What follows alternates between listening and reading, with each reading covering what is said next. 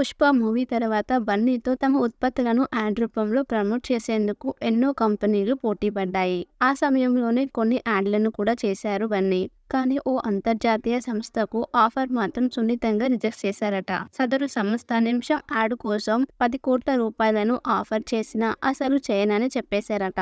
Stylish star Allu Arjun కు world wide ఉన్న following గురించి పుష్ప సినిమాతో బన్నీ రేంజ్ ఒక్కసారిగా మారిపోయింది. అంతేకాదు పుష్పరాజ్ పాత్రలో అద్భుతమైన నటనకు ఉత్తమ నటుడిగా జాతీయ అవార్డుని అందుకుని సరికొత్త చరిత్రను సృష్టించాడు. ఈ మూవీతో పాటు అటు భారీగా రెమ్యునరేషన్ కూడా పెంచేశాడు.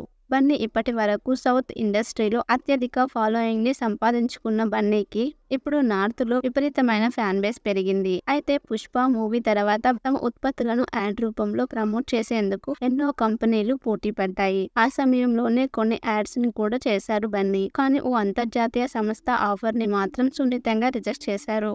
సదరు సంస్థ నిమిషం యాడ్ కోసం 10 కోట్ల రూపాయలను ఆఫర్ చేశామని చెప్పగా, ఇంతకు బన్నీ ఆ డెసిషన్ ఎందుకు తీసుకున్నారో తెలుసుకుందామా? పుష్ప ది రూల్ విడుదలైన తర్వాత అల్లు అర్జున్ కి తెలిసిన పొగాకు బ్రాండ్ టెలివిజన్ యాజమాన్యం ప్రకటన ఆఫర్ చేసిందట. అందుకు సుమారు 10 కోట్ల రూపాయలను ఆఫర్ చేశారట. కేవలం 60 సెకండ్లు మాత్రమే తమ యాడ్ లో కనిపించాలని రిక్వెస్ట్ చేశారట. కానీ ఆ ఆఫర్ ని బన్నీ సున్నితంగా రిజెక్ట్ చేశారని సమాచారం. మద్యం, పొగాకు వంటి ఉత్పత్తులను ప్రమోట్ చేస్తూ ప్రకటనలో నటిస్తే తమ అభిమానులు, శ్రేయోభిలాషులకు చెడును వ్యాప్తి చేసినట్లు అవుతుందని అన్నారట. అందుకు తనకు ఎంత రెమ్యునరేషన్ ఇచ్చినా చేయనని చెప్పారట.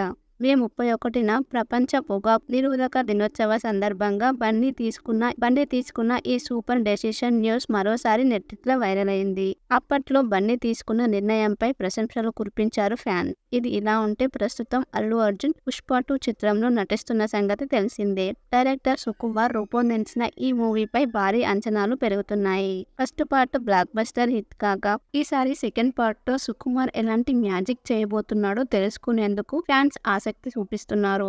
ఈ సినిమా ఆగస్టు 15న ప్రపంచవ్యాప్తంగా విడుదల కానుంది.